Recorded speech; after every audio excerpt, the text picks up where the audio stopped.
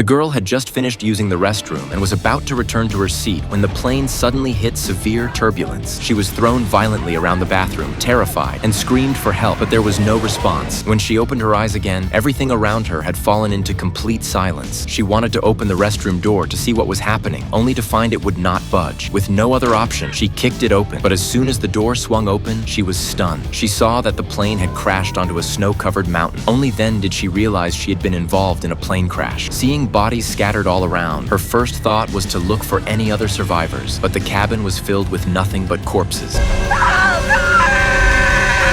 As she fell into deep despair, a man's voice suddenly came from nearby. She hurried toward the sound and found a survivor trapped under the wreckage. She eagerly helped him out. Seeing the blizzard intensify and knowing they could not survive the freezing cold, they quickly returned to the cabin to search for anything to keep warm. For survival, the girl urgently led him into the cramped restroom, as it was the only place that could shield them from the storm. The two covered themselves with blankets and huddled together. Even so, they still felt unbearably cold. Seeing this, the woman quickly placed the man's hands on her chest, because in this situation, there was no distinction between male and female. Survival required such measures. In this way, the two endured the night, keeping each other warm, but now they faced a severe problem: how to survive in this icy wilderness. Early the next morning, after gathering her courage, the girl pried open the restroom door and stepped outside. She saw that the crashed plane was buried under heavy snow, and the entire mountain was blanketed in white, making it extremely difficult for rescuers to find them. Seeing frozen bodies everywhere, the girl instantly fell into despair, thinking she might as well die